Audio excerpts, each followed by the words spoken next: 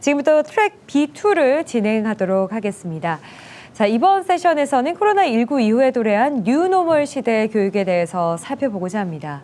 코로나19로 인해 지금 교육은 주로 원격 수업 방식으로 이루어지고 있는데요. 우리 교육부는 최근 코로나19가 종식되더라도 온오프라인 융합 수업, 이 블렌디드 러닝이라고 하죠. 이것을 이어나가겠다는 입장을 밝히기도 했습니다. 교육은 이전의 모습인 노멀로 돌아가는 것이 아니라 이제는 새로운 모습, 즉 뉴노멀로 전환할 것으로 예측을 하고 있는데요. 자, 이번 세션에서는 포스트 코로나 교육의 뉴노멀을 시작하다라는 주제를 가지고 코로나19 이후에 우리가 맞이할 새로운 교육의 모습을 세 분과 함께 전망해 보도록 하겠습니다. 첫 번째 발표는 IST가 제공하는 이 미국의 에듀테크 주요 정보 저널인 미국 에드서즈의 공동 창업자이신 베시 코그란 박사님께서 준비를 해주셨는데요. 교육공학 3.0 커뮤니케이션에서의 모습이라는 주제로 발표를 진행해 주시겠습니다. 박사님을 좀 소개를 해드리면 포브스 매거진의 전 기술 분야 편집장으로서 2019년에는 학습 환경을 개선하고 교육 분야를 선도한 공헌을 인정받아서 IST로부터 영향력상을 수상하기도 한 에듀테크 전문 저널리스트이십니다. 자, 베시 코그란 박사님 바로 연결해 보겠습니다. Dr. Becky Cochran, hello. 안녕하세요. 네, 발음이 아주 좋으시네요. 감사합니다. 그러면 발표를 시작해 주시죠. 네, 감사합니다. 먼저 이 자리를 빌어서 감사의 말씀을 드리고 싶습니다. 제 이름은 베시 콜코란입니다. 저는 언론인이기도 하고 에드서지를 공동 창립한 사람이기도 합니다. 저는 지금까지 오랜 동안 기술에 대한 글을 써왔습니다. 에드서지는 2011년에 창립하게 되었는데 처음에는 간단한 뉴스레터였습니다. 그런데 오늘날 전 세계적으로 10만 명 이상의 사람들이 저희 뉴스레터와 또 사이트를 방문을 합니다. 여러분들께서도 저희 뉴스레터와 저희 웹사이트를 꼭 한번 방문해 보시기 바랍니다. 오늘 제 발표에서는 다음 세대의 에듀테크에 대해서 이야기해 보도록 하겠습니다.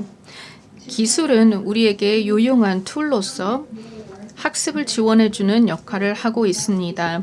이러한 기술이 없으면 할 수 없었던 것들을 가능하게 해주는 것이죠. 그러면 저는 제 발표에서 제3의 물결인 에듀테크 3.0에 대해서 말씀드리겠습니다. 교육에서의 디지털 기술의 활용의 제3세대입니다. 하지만 한 가지 또 말씀드리고 싶은 것은 미래를 예측할 수 있는 사람은 없다는 것입니다. 제가 제시하는 프레임워크는 우리의 사고를 도와주는 틀로 생각해 주시고 또 어떤 질문을 던져야 되는지 고민할 때 사용해 주시면 좋겠습니다. 자, 그러면 잠시 제가 통역 기능을 끄고 진행을 하도록 하겠습니다. 조금 혼란스러웠거든요. 네, 그러면 계속 진행해 보도록 하겠습니다. 에듀테크 3.0을 이해하기 위해서는 먼저 에듀테크 1.0과 2.0에 대해서 이야기해 보아야 할 것입니다. 교육에서 기술이 어떻게 활용이 되었는지 1세대, 2세대를 살펴본 후에 3세대의 특징에 대해서 보도록 하겠습니다. 기술은 사람들에 의해서 주도해 왔습니다. 기술이 우리를 주도한 것이 아니라 우리가 기술을 주도해 왔는데요. 왜 사람들이 신기술을 채택하는가 혹은 채택하지 않는가에 대해서는 여전히 미스테리가 있습니다만 최근에 기술과 관련된 연구와 데이터를 보면 특정한 기술이 과연 채택될 확률이 있는가 없는가 그리고 채택하고자 하는 기술이 학습에 도움이 되는가에 대한 문제라고 생각합니다. 물론 미국에서 학생들의 성취도를 측정하는 것이 그렇게 간단한 문제는 아닙니다. 과연 어떤 성취도를 평가할 것인가의 이슈가 있겠죠. 그래서 저희가 연구를 진행을 하면서는 좀 다양한 요소들을 살펴보게 되었습니다. 왜 특정한 기술을 사람들이 더 빠르게 혹은 더 더디게 채택하는가에 대한 질문을 연구해 보기 위한 것입니다. 여기 보시는 것은 교육자들이 특정한 기술을 채택해서 활용을 할 것인가 말 것인가를 결정하는 기준들이 있습니다. 첫 번째로는 해당 기술이 교사의 세계관과 일치하는가에 대한 것입니다. 그리고 여러분이 존경하고 또 여러분이 따르고자 하는 사람들이 그러한 기술을 이미 사용하고 있는가가 영향을 줍니다. 그리고 툴의 또는 기술의 사용 용이성도 중요하고 그리고 그러한 기술이 학생과 교사들에게 도움이 될 것인가에 따라 달라지죠. 이러한 요소들이 충족된다면 기술이 적극적으로 채택될 것입니다. 하지만 기술이 너무 비용이 비싸다면 혹은 그 기술을 사용하고 있는 사람들이 별로 바람직하지 않은 사람들이고 또 기술이 사용하기 어렵고 혹은 개인정보라든지 아니면 교사의 이 역할을 위협할 수 있는 기술이라면 채택되지 않을 것입니다. 첫 번째 즉 에드테크 1.0은 1980년대였습니다. 1983년도에 애플의 매킨토시가 학교에 보급되게 되었습니다. 이러면서 학교에도 컴퓨터가 등장하기 시작을 한 것이죠. 하지만 당시에 여러 가지 문제가 있었습니다. 교사들이 충분히 자금을 지원받지 못했기 때문에 재정적인 문제가 있었고 또한 기술 지원을 하고 이러한 컴퓨터를 업데이트할 수 있는 기술 인력 지원이 부족했습니다. 그리고 기술 자체도 아직 완벽하지 못했기 때문에 교사들의 수업 방식과 컴퓨터가 잘 녹아들지 못했습니다. 그리고 컴퓨터가 학습 효과라든지 이런 부분에 도움이 되지 못했기 때문에 성공적으로 안착되지 못했습니다. 그래서 결국에는 이런 오래된 컴퓨터들이 굴러다니는 컴퓨터실로 버려지게 되었습니다. 그러다가 2세대가 등장하게 되었는데요. 교육에서의 기술 2세대는 2010년에 시작이 됐다고 생각합니다. 그 당시에 클라우드 컴퓨팅이 발달하기 시작을 했습니다. 많은 기업들이 컴퓨터 파워를 공유할 수 있는 클라우드 기술을 개발하게 된 것입니다. 1960년대에 시간을 공유하는 것처럼 이제는 클라우드에서 IT 자원을 공유하는 그런 솔루션이 생겨나게 되었습니다. 2006년에 아마존이 클라우드 서비스인 아마존 웹 서비스를 출시했고 그러면서 클라우드에 대한 개념이 생겨나면서 이것이 교육에 적용이 되게 되었습니다. 이제는 학교에 한 명의 IT 전문가가 있으면 그 사람이 학교에 있는 모든 컴퓨터를 업데이트할 수 있게 되었기 때문입니다. 그래서 2010년도에 많은 기업들이 학교를 위한 솔루션을 만들게 되었고 저렴해지게 되었고 많은 학급에서 보급될 수 있는 기술들이 생겨나게 되었습니다. 그러면서 교사들도 적극적으로 기술을 도입하려고 하는 자세를 보이게 되었고 기회가 있다는 것을 보게 되었습니다. 학습과 또 학생들을 위해서 잠재적인 역할을 기술이 할 수 있다고 본 것입니다.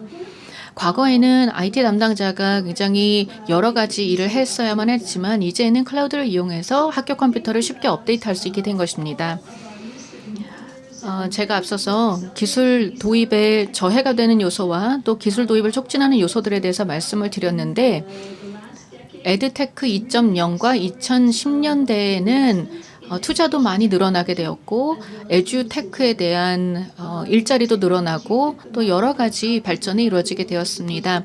이제는 많은 사람들의 세계관이 바뀐 것이 이 기술과 잘 맞아떨어지게 된 것입니다. 또한 기술 활용을 잘하는 교사들이 칭찬을 받고 인정을 받게 되었습니다. 그래서 과거와는 달리 전반적으로 에드테크 2.0과 그 붐이 시작된 것입니다. 그런데 코로나19가 발생했습니다. 전 세계의 모든 것이 바뀌게 되었습니다. 온라인 학습 교육이 지금 진행이 되고 있고 앞으로도 그럴 것입니다. 최근에 피어슨의 연구 조사에 따르면 여러 국가에서 조사를 했는데요. 물론 한국은 포함이 되지 않았지만 한국도 비슷한 상황일 거라고 생각을 합니다. 그래서 피어슨의 조사에 따르면 과거로 돌아갈 확률은 거의 없다는 것입니다. 4명 중에 3명은 교육이 근본적으로 코로나19로 인해서 바뀌었다고 답변을 하였고 그리고 원격 교육과 원격 학습이 결국에는 이 교육의 일부분이 될 것이다라고 답변을 했습니다. 그런데 온라인 학습 경험은 개선되어야 합니다. 온라인 교육이 계속된다면 학습자들은 더 나은 경험을 요구하고 있습니다. 학습자들은 좀 더 현실적인 사람들이기 때문에 온라인 교육이 유용하기는 하지만 훨씬 더 많은 작업과 노력이 이루어져야만 온라인 교육 기술이 개선될 것이라고 믿고 있습니다. 학습자들을 위한 기술이 필요한 것입니다. 온라인 학습 또 온라인 클래스룸은 어느 정도 잘 유지가 되고 있는 것 같습니다. 원격 환경은 그렇지만 실제 교실 환경과 굉장히 다릅니다. 우선순위도 다르겠죠. 예를 들어서 어떻게 데이터를 활용을 하고 어떻게 가상 공간에서 모든 활동을 하고 어떻게 발표를 하는지 이런 모든 측면들이 굉장히 중요합니다.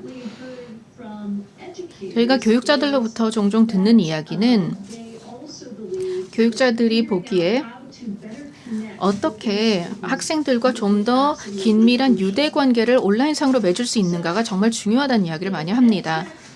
그래서 에드테크 1.0은 하드웨어에 대한 것이었고 컴퓨터에 대한 것이었습니다. 그리고 에드테크 2.0은 클라우드에 대한 것이었다면 에드테크 3.0은 플랫폼과 관련된 것일 것입니다. 우리 원격 학습을 위한 플랫폼이 줌이 될 수도 있고 구글 행아웃, 마이크로소프트 팀 등 굉장히 다양한 플랫폼들이 나와 있는데 이러한 플랫폼들이 에드테크 3.0의 핵심 인프라가 될 것입니다. 코로나19로 인해서 이러한 플랫폼을 채택할 수밖에 없는 상황이 되었습니다. 하지만 이런 플랫폼 기술은 아직까지는 완벽하지 않습니다.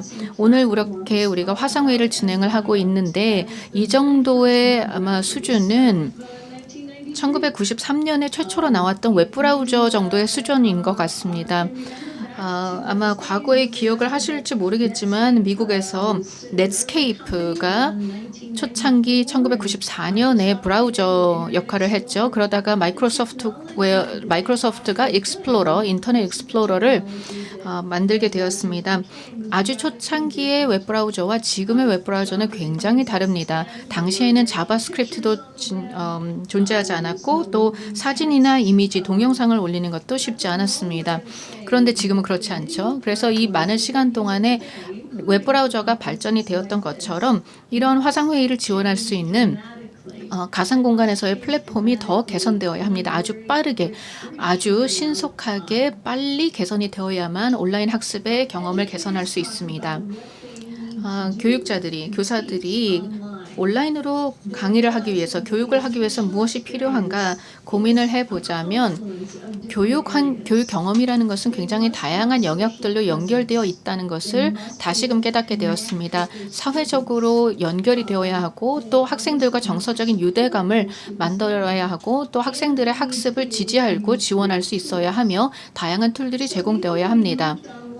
이제 우리가 코로나19로 인해서 아주 빠르게 온라인 학습으로 옮겨가기는 했지만 지금 현재 굉장히 많은 변화가 일어나고 있고 또 앞으로 더 일어나야 합니다.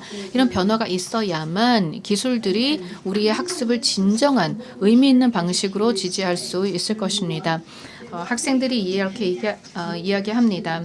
교사들은 학생들과 유대감을 맺기를 원합니다. 다양한 채널과 다양한 매체로 학생들과 연결되기를 원합니다. 그리고 교사들은 교사와 학생들 사이에 그 공간을 메꾸는 것들을 원하고 있습니다. 학생들이 과연 수업에 집중하고 있는지 학습을 제대로 하고 있는지를 확인할 수 있어야 합니다. 그리고 교사들은 학생들을 위한 정확한 절차와 또 학생들로부터의 기대 수준을 마련할 필요가 있습니다. 또 교사들은 학생들의 피드백과 반응을 볼 수 있어야 합니다. 그리고 교사들은 학생들에게 양질의 교육 콘텐츠를 제공을 하지만 온라인으로 제공을 할 때 아주 쉽게 물 흐르듯이 제공할 수 있어야 합니다. 만약에 학생들이 클릭을 여러 번 해야 되고 여기저기 누르게 된다면 효과가 떨어질 것입니다. 또한 교사들은 학생들 간의 상호작용을 서포트하기를 원합니다. 그리고 가르쳐야 하는 개념과 또 여러 가지 아이디어들을 학생들이 잘 학습하고 습득할 수 있기를 원하며 더 나아가서 평가를 잘 할 수 있어야 하고 또 교사들 스스로 서로 동료 교사들과 이 화상 환경에서 온라인 환경에서 연결이 되고 또 부모들과도 연결할 수 있는 그런 환경이 제공되기를 원하고 있습니다. 그런 툴들이 있을까요? 이 모든 것들을 할 수 있는 툴들이 있을까요? 아직은 부족합니다. 지금 상황에서는 이런 동영상 플랫폼 중에서 그 어떠한 것도 교육에 적합한 모든 것들을 채워주지 못하는 것 같습니다. 훌륭한 교육자들이 원하는 그런 모든 환경을 제공해 주지는 못하고 있습니다. 그래서 이 필요한 기술, 우리에게 필요한 기술은 첫 번째로는 전혀 문제 없이 늘 언제나 작동해야 됩니다. 전기가 늘 공급되는 것처럼 말이죠. 그리고 두 번째로는 학생들이 서로 유대관계 또 교우관계를 만들 수 있도록 도와주는 그런 기술이 있어야 하고 또한 교사들이 이를 확인할 수 있어야 합니다. 그리고 기술이라는 것은 결국 교사들에게, 학생들에게 그리고 가족들에게 좀 더 사용하기 쉬운 기술이어야 합니다. 훌륭한 콘텐츠가 많이 제공이 되었지만 이것을 사용하기 어렵다면 효과가 없을 것입니다. 또한 교사들 자신들끼리 유대관계 그리고 교사들과 학생, 교사들과 학부모와의 관계를 구축하는 데 지원을 해줄 수 있는 기술이어야 합니다. 그리고 교사들의 일자리를 뺏는 AI가 아니라 교사들의 일을 도와줄 수 있는 AI가 공급되어야 하며 그리고 교사들이 정말로 더 나은 교육을 제공을 하기 위해 노력할 수 있는 그 모든 것에 지원을 해줄 수 있는 기술이 필요할 것입니다. 그래야만 교육의 효과가 극대화되면서 기술의 덕을 볼 수 있을 것입니다. 이 정도로 제가 발표를 준비를 했는데요. 나중에 질의응답 시간에 질문이 있으시면 그 질문을 다뤄보면서 좀 더 구체적인 내용을 말씀을 드릴 수 있을 것 같습니다. 이 자리를 빌어서 경청해 주셔서 감사합니다는 말씀을 드리겠습니다. 감사합니다. 네, Dr. Thank you very much. 네, 네, 감사합니다. 더 자세한 내용은 Q&A 시간에 다시 한번 모셔서 이야기를 나눠보도록 하겠습니다. 원격 학습 필수 요소들에 대해서 잘 짚어주셨고요. 미국뿐만 아니라 세계 각지에서 디지털 학습의 미래를 어떻게 구상하게 될지 그런 거에 대해서도 생각해 볼 수 있는 그런 강의원이었습니다. 자, 트랙 B2의 이제 두 번째 발표를 시작하도록 하겠습니다. 캐리스 디지털 교육정책본부의 장시준 본부장님께서 발표를 준비하고 계시는데요. 이 코로나 시대 디지털 교육의 과제라는 주제로 강연을 준비해 주셨습니다. 본부장님은 20년간 캐리스에서 공부하시면서 교육 정보화 분야의 정책 연구, 서비스 개발과 운영 등 다양한 업무를 수행하셨으며 교육 정보화 발전 방안 수립, 스마트 교육 발전 전략 수립에 참여하는 등 국가 수준의 정책 수립에 기여해 오셨습니다. 자, 그럼 본부장님의 발표 지금부터 들어보겠습니다.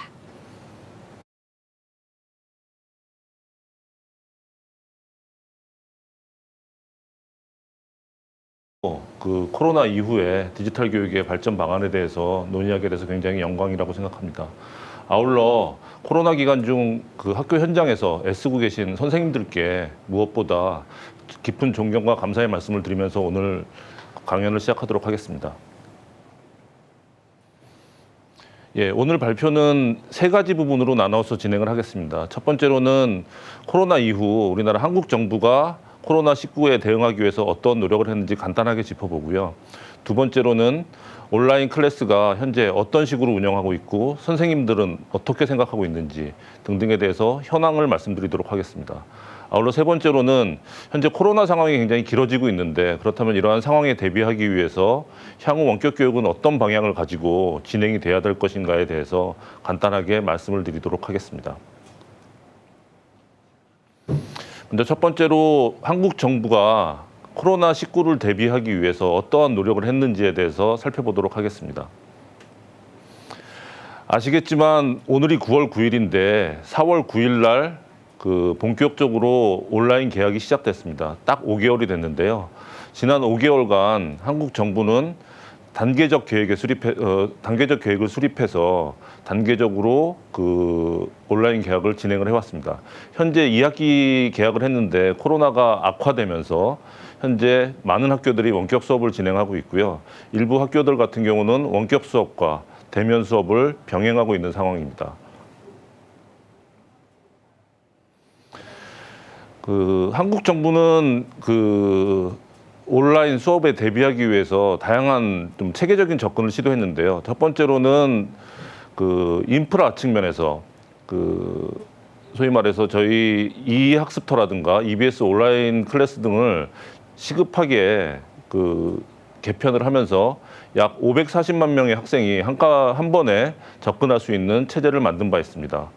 아울러 학습 콘텐츠 측면에서는 민간과 협력해서 학생들이 학습할 수 있는 다양한 콘텐츠를 준비해서 제공한 바 있고요. 세 번째로 디바이스와 인터넷, 소위 인프라 측면에서는 학생들이 그 차별 없이 온라인 수업에 접근할 수 있도록 장비의 렌탈이라든가 네트워크 지원 등을 통해서 체계적으로 학습을 할 수 있도록 지원을 한 바 있습니다. 아울러 선생님들의 학교 수업 지원을 위해서 일반 커뮤니티를 운영해서 선생님들께서 원격 수업을 위해 필요한 제반 사항들을 준비하는 데 여러 도움을 드린 바 있습니다. 그 학생들 측면에서는 좀 체계적인 지원이 필요했는데 우선 첫 번째로는 그 집에서 학습할 수 있는 체제를 만들기 위해서 뭐 컴퓨터가 없는 학생이라든가 그런 학생들을 위해서 그 정부 차원에서 렌탈 서비스라든가 인터넷 무료 사용 등에 대해서 그 정부 차원에서 대응을 해서 준비한 바 있고요. 아울러 다양한 계층의 취약계층을 지원하기 위한 민간과 협력을 통해서 파트너십을 통해서 그 다양한 계층의 학습을 지원할 수 있는 체제를 마련한 바 있습니다. 다음은 실제로 정부 차원에서 제공한 온라인 클래스가 어떻게 운영됐는지에 대해서 간단하게 말씀드리겠습니다. 이건 뭐 물론 체계도이긴 합니다만은 교육부가 기본적으로 아까 말씀드렸듯이 EBS 온라인 클래스라든가 그 한국교육학술정보원에 제공하는 이학습더를 국가 수준에서 제공을 했고요. 이러한 서비스들을 제대로 활용하게끔 하기 위해서 선생님들에게 최소한의 가이드라인을 제공했습니다. 학교 현장에서는 이러한 가이드라인을 기본으로 해서 학교 현장에 맞는 별도의 계획을 수립해서 그 선생님들께서 다양한 방법을 통해서 온라인 수업을 진행한 바 있습니다. 뭐 아시겠지만 교육부에서 제시한 온라인 수업의 방향으로는 첫 번째로는 실시간 쌍방향 수업이 있었고요. 두 번째로는 컨텐츠 중심의 온라인 클래스, 세 번째로는 과제 중심의 온라인 클래스 형태가 진행되는데 학교 현장에서는 이러한 다양한 방법들을 혼합하거나 또는 변형해서 사용함으로써 학교 현장에서 다양한 형태의 수업이 이루어질 수 있었다고 봅니다.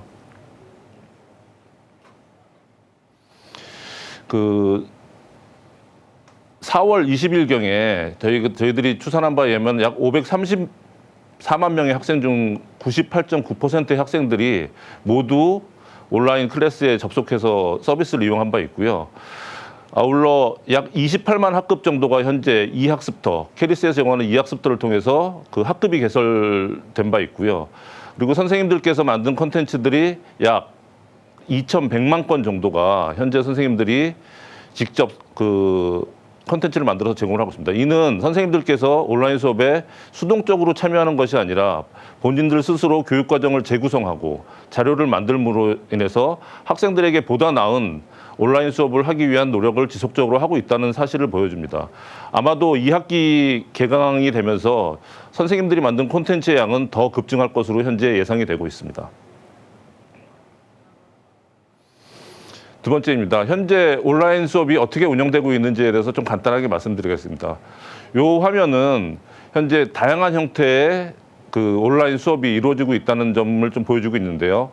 말씀드렸듯이 실시간 쌍방향 수업이라든지 컨텐츠 중심이라고 하면은 뭐 EBS나 이학습터에서 제공하는 컨텐츠도 있겠습니다만 선생님들이 직접 컨텐츠를 제작해서 활용하는 경우가 지금 상당히 늘어나고 있는 것 같고요. 이러한 다양한 형태의 수업들이 그 블렌딩 되면서 학교 현장에서 학생들이 좀 다양한 형태의 수업을 맛보고 있는 것 같습니다. 그 저희들이 그 한국교육학술정보원에서 제공하는 이학습터를 한 학기 동안 운영해 본 결과 그 여러 가지 시사점들을 얻을 수 있었는데 좀 간단하게만 말씀드리겠습니다. 물론 가능성 측면에서는 그 한 세 가지 정도로 말씀드릴 수 있을 것 같습니다. 첫 번째로는 학생들과 선생님들 간의 상호작용이 좀 늘어났다는 점을 확인할 수 있었고요. 두 번째로는 선생님들께서 자신의 수업을 다양하게 재구성하고 자신이 만든 수업 자료들을 활용함으로써 수업의 다양성을 꾀할 수 있었다는 부분. 세 번째로는 그 선생님들께서 그 만든 자료들을 중심으로 해서 좀 다양한 형태의 그 여러 가지 수업의 형태들 그리고 지금까지 우리가 경험하지 못했던 수업의 방식들이 새롭게 시도되었다는 점이 가능성으로 이야기할 수 있을 것 같습니다. 다만 짧은 시간에 저희들이 서비스를 운영했기 때문에 한계점도 그 무시할 수는 없을 것 같습니다. 첫 번째로는 아까 학교 현장에서 선생님들께서 굉장히 고생을 하고 있다고 말씀드렸는데 실제로 오프라인 수업과 비교해서 훨씬 더 많은 노력이 필요하다는 점이 이번 원격 수업을 통해서 확인할 수 있었습니다. 실제로 선생님들께서는 오프라인 수업도 준비하셔야 되고, 그다음에 원격 수업이 병행됨에 따라 원격 수업을 준비하셔야 되고, 그리고 또 학교 방역까지 책임을 지셔야 되기 때문에 이런 어려운 상황 속에서 선생님들이 굉장히 많은 노력을 하셨음에도 불구하고 시스템적인 측면에서 그런 부분들을 충분히 받쳐주지 못했다라고 말씀을 드릴 수 있을 것 같고요. 두 번째로는 그 시스템 측면에서도 역시 아직 한계가 분명하다.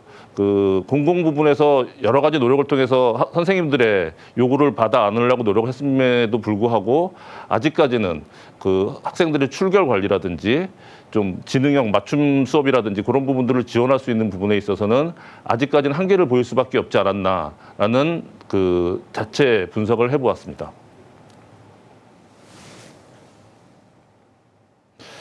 요거는 그 원격 수업과 관련해서 선생님들이 실제로 원격 수업을 어떻게 바라보고 있는지에 대해서 선생님들이 주로 많이 활용하시는 그 SNS 분석을 통해서 저희들이 좀 몇 가지 자료들을 살펴봤는데요. 초기 단계에서는 선생님이 이제 소위 말해서 플랫폼에 대한 접근에 대한 문제들을 많이 제기를 하셨습니다.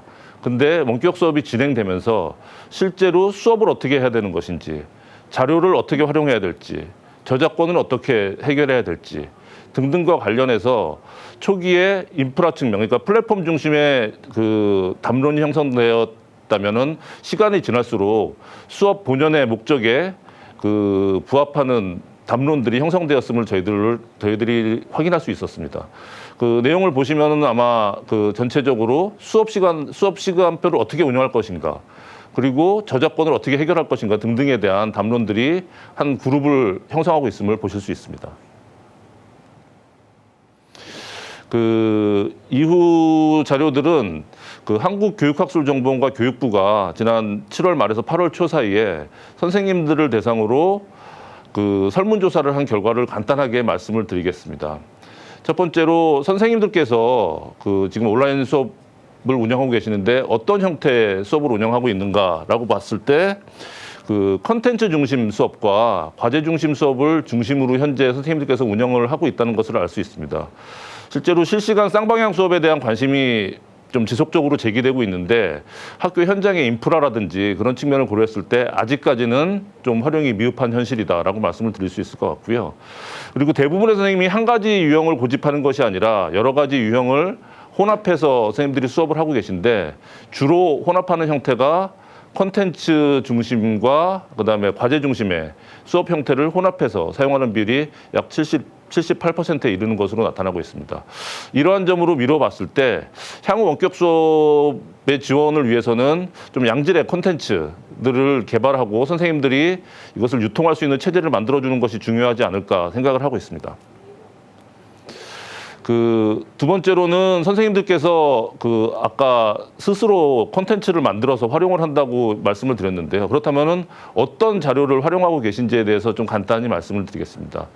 첫 번째로는 주로 이제 유튜브라든가 그 기존의 동영상 사이트에서 많은 자료들을 획득하고 있는 것으로 나타났고요. 그리고 두 번째로 아까 말씀드렸듯이 약 2천만 건이 넘는 콘텐츠들을 선생님들이 활용해서 올리고 계신데 그 한 23%의 선생님들께서는 콘텐츠를 직접 만들어서 학생들한테 제공을 하고 있었고요. 그리고 그 아까 공공 부분 말씀드렸습니다만은 EBS라든가 캐리스에서 제공하는 콘텐츠의 활용 비율도 약 30%에 이르고 있어서 그 공공 콘텐츠에 대한 질적 수준도 여전히 좀 중요하게 저희들이 다뤄야 되지 않을까 생각을 합니다. 그 다음으로는 그 최근 교육 격차, 원격 수업으로 인해서 교육 격차가 벌어지고 있다고 많은 분들이 지적을 하시는데요. 실제로 선생님들께서 이러한 교육 격차가 왜 일어나고 있는지에 대해서 좀 그 말씀을 주셨는데 그 이유로는 그 학생들의 자기주도적 역량이 좀 기본적으로 차이가 있기 때문에 원격 수업 상황에서 이런 부분들이 더 벌어지고 있다라고 말씀을 주셨는데요. 제가 생각하기에 이 부분은 비단 원격 수업뿐만이 아니라 교실 수업에서의 교육 격차 문제는 여전히 중요할 것으로 생각이 되고요. 이러한 문제를 해결하기 위한 방안을 찾아내는 것이 매우 중요하다고 생각이 됩니다. 다음으로 그렇다면 이러한 교육 격차, 그러니까 원격 교육으로 인한 교육 격차를 해소하기 위해서는 어떤 지원이 필요할까라는 부분과 관련해서는 첫 번째로는 그 학교에 직접 선생님들이 나가서 등교 수업을 통해서 그 여러 가지 상황들을 지원하는 것이 무엇보다 필요하다고 말씀을 주시고 있고요. 두 번째로는 그 원격 학습을 위한 여러 가지 플랫폼이라든가 그런 부분들에 대한 지원이 좀 병행돼야 된다라는 부분을 크게 두 가지를 지적을 해주셨고요. 그렇다면은 그 온라인 클래스의 질적 수준을 높이기 위해서는 어떤 지원이 필요하냐라고 봤을 때는 첫 번째로는 선생님들이 활용할 수 있는 콘텐츠의 그 좋은 콘텐츠의 제공이 필요하고, 그리고 선생님들이 직접 만든 콘텐츠를 올리고 조정할 수 있는 그러한 형태의 플랫폼 제공하는 것이 필요하다. 기술적인 측면에서는 그 두 가지를 가장 중요하게 지적을 해주셨습니다. 지난 한 5개월 동안 저희들이 원격 수업을 진행을 했는데 한 3가지 정도의 시사점을 간단하게 말씀을 드려보겠습니다. 첫 번째로는 우리가 그동안 경험해보지 못했던 ICT 활용 수업을 하면서 아마 지금까지 저희들이 추산하기로는 한 20%의 선생님들은 굉장히 ICT를 활발하게 사용하신 것으로 분석하고 있는데, 이 20%를 넘어서 거의 모든 선생님들이 ICT 활용 수업을 진행하면서 좀 새로운 형태의 수업의 가능성을 보여줬다라는 측면을 평가할 수 있을 것 같고요. 두 번째로는 교실 수업에 대한 혁신, 그러니까 교육 혁신에 대한 새로운 어떤 가능성을 보여주지 않았나 생각이 됩니다.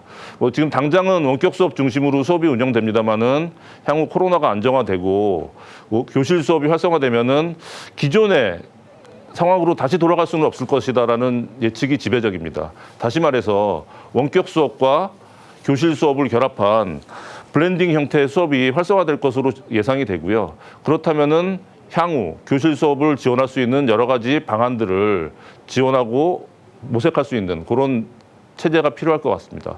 세 번째로는 시급하게 지원해야 될 부분이 있었다. 예를 들어서 학생들에 대한 장비 지급, 교실에서의 네트워크, 이런 부분들은 원격 수업이 이루어지기 위한 필수적인 조건임에도 불구하고 이러한 필수적인 조건이 약간 미진한 부분이 있었습니다. 근데 이번 기회를 통해서 저희들이 교육부에서 굉장히 신경 쓰고 있습니다만은 기본적인 격차 해소를 위한 인프라의 보급이 아마 이번 추경을 통해서 어느 정도 완료가 될 것 같고요. 향후에도 이런 부분들은 지속적으로 보완이 될 것이라고 생각이 됩니다. 그다음에 이러한 3가지 시사점을 바탕으로 향후 그러면 어떤 식으로 저희들이 원격 수업, 온라인 디지털 교육을 발전시켜야 될 것인가에 대해서 간단하게 다시 말씀을 드리도록 하겠습니다. 현재 교육부에서는 2학기, 1학기의 경험을 살려 2학기의 원격 수업을 지속하고 있습니다. 그래서 교육 안전망을 구축하기 위한 계획을 지난 8월 달에 발표를 했는데요. 핵심적인 부분을 4가지로 간단하게 말씀드려 보겠습니다. 첫 번째로는 학생들에게 적합한 맞춤형 지원을 하겠다는 부분입니다. 예를 들어서 인공지능을 활용한 맞춤형 교육 시스템이라든지, 그다음에 학생들에 맞는 개별적인 컨텐츠 제공이라든지 이런 부분들을 좀 지속적으로 강화해 나갈 예정으로 알고 있고요. 그리고 두 번째로는 실제로 교실 수업의 질을 어떻게 높일 것인가에 대해서 고민을 하고 있습니다. 지금 현재 원격 코로나 장기화로 인해서 지금 원격 수업 중심으로 수업이 이루어지고 있긴 합니다만은 장기적으로는 원격 수업과 교실 수업을 블렌딩해서 좀 교육의 효과를 높일 수 있는 방안을 마련해야 될 것 같고, 실제로 교육부도 이런 방향으로 교실 수업의 질을 높이기 위한 여러 가지 방안들을 모색을 하고 있습니다. 그리고 가장 중요하게 지금 현재 좀 화두가 되고 있는 부분이 바로 교육 격차의 문제인데, 교육 격차를 해소하기 위해서는 기본적인 조건들을 저희들이 좀 갖춰 나가야 될 것 같습니다. 가장 기본적으로 디바이스라든가 학교 네트워크라든지, 그다음에 모든 학생들이 접근할 수 있는 플랫폼 제공이라든지 이런 기본적인 문제들은 교육부가 지속적으로 관심을 가지고 정부 차원에서 해결을 해야 될 문제라고 생각하고, 아마 여기에 대해서는 지속적인 예산 투자가 이루어질 것으로 보고 있습니다. 그리고 마지막으로는 소위 말하는 사각지대, 장애 학생이라든지 그다음에 다문화 가정이라든지 등등에 대한 좀 맞춤형 지원이 필요하지 않을까 생각되는데, 여기에 대한 지원 방안도 현재 교육부에서 고민을 하고 있습니다. 다음으로는 그렇다면은 향후 온라인 수업을 좀 발전시키기 위해서 어떤 부분들을 고려해야 될까, 저희 기관 차원에서 좀 고민을 해보고 논의를 해봤는데, 첫 번째로는 기술적인 측면에서는 학습을 지원할 수 있는 전체적인 에듀테크 생태계를 구축하는 것이 필요하겠다. 라는 부분들을 저희들이 좀 그 이야기를 했고요. 이 부분은 좀 다시 말씀을 드리겠습니다. 두 번째로는 학교 환경 개선이 필요하다. 첫 번째로는 학교 현장의 교실 수업의 교실 환경의 뭐 네트워크라든지 학생들의 디바이스 문제라든지 그다음에 원격 수업에 적합한 여러 가지 장비들을 좀 보완할 필요가 있고 아울러 좀 안전하게 학생들이 활용할 수 있는 정보 보안의 문제도 좀 저희들이 신경을 써야 될 과제인 것 같습니다. 그리고 그 기반 조성 과제로는 그 원격 수업을 위한 뭐 법 제도의 개선 문제 그리고 민간과 공공이 협업할 수 있는 그 테스트 베드를 좀 구축하는 것이 필요할 것 같고요. 그리고 말씀드린 대로 교육 격차 해소를 위한 좀 근본적인 좀 대책이 필요하다는 생각이 들고 마지막으로는 그 이러한 저희들의 경험을 좀 종합해서 좀 국제사회와 협력할 수 있는 방안들을 마련하는 것까지 좀 저희들이 향후 고려해야 될 사항이 아닌가 싶습니다. 그 에듀테크 에코시스템, 그러니까 에듀테크 생태계와 관련해서 좀 저희들이 몇 가지 방향성을 말씀을 한번 드려보겠습니다. 첫 번째로는 지난 한 학기 동안의 경험을 봤을 때 그 사용자 중심의 그 서비스 디자인이 필요하겠다는 생각을 합니다. 그 학교 입장에서는 교실과 가정이 좀 유기적으로 연계될 수 있는 그 지원 시스템이 만들어졌으면 좋겠다라는 게 선생님들의 의견이고요. 학생들 같은 경우는 안전하게 좀 손쉽게 접근할 수 있는 그 시스템이 만들어졌으면 좋겠다라는 요구가 가장 많았습니다. 이러한 요구들을 바탕으로 그 수요자 중심의 서비스가 먼저 좀 기획이 돼야 될 것 같고요. 두 번째로는 그 현재 그 에듀테크 플랫폼, K-에듀 플랫폼이라고 해서 지금 우리의 경험을 바탕으로 해서 이제 향후 발전적인 모델을 좀 기획을 하고 있는데 가장 중요한 것은 공공 부분과 민간 영역의 협력이 될 것 같습니다. 아무래도 그 민간 부분에서 좀 새로운 기술을 지속적으로 만들고 이러한 기술을 학교 현장에서 선순환적으로 활용할 수 있는 체제를 만들어주는 것이 중요할 것 같고요. 그러기 위해서는 그 민간과 공공의 역할 분담 그리고 그 구체적으로는 학교의 선택권을 넓혀줄 수 있는 방향성을 만들어 가야 되지 않을까 그런 그 고민이 필요한 시점이라고 생각됩니다. 다음으로는 공공 부분이 그렇다면은 향후 어떤 역할을 해야 될 것인가 좀 저희들이 많은 고민을 하고 있는데 가장 크게는 그 소위 말하는 생태계 가버넌스를 저희들이 만들어주는 것이 가장 중요하다고 생각합니다. 아울러 좀 그 민간이 다루지 못하는 부분들, 뭐 예를 들어서 통합 인증이라든지 국가 교육과정의 관리 또는 운영 그리고 교육 데이터의 활용 등등과 관련해서는 공공 부분이 민간을 지원할 수 있는 체제를 만들어야 될 것이라고 좀 생각이 되고요. 그리고 마지막으로 좀 그 저희들이 좀 크게 고려해야 될 부분들은 그 이러한 온라인 수업 과정에서 만들어지는 데이터들을 향후에 어떻게 관리할 것인가라는 부분이 굉장히 중요한 이슈가 될 것 같습니다. 왜냐하면 뭐 다들 아시겠지만 4차 산업혁명의 핵심적인 부분은 바로 데이터. 이 데이터를 기반으로 한 뭐 인공지능이라든가 그런 새로운 기술들이 지금 속속들이 좀 저희 삶에 파고들고 있는데 이러한 기반이 교육에까지 좀 확장되기 위해서는 좀 데이터 관리, 교육과 관련된 데이터들을 어떤 식으로 좀 관리해 나가야 될 것인가 이런 부분들이 좀 아주 중요한 과제로 제시될 것으로 예상을 하고 있습니다. 그래서 현재 그 K-에듀 플랫폼이라고 해서 현재 국가 차원에서 ISP가 현재 진행이 되고 있는데요. 그 핵심적인 부분들을 말씀드렸듯이 공공과 민간의 역할을 어떻게 저희들이 구분해서 나갈 것인가. 공공의 역할은 표준의 제시라든가 그다음에 데이터 관리, 그다음에 클라우드 서비스를 전체적으로 좀 총괄하는 그런 방향을 저희들이 좀 고민을 해야 될 것 같고요.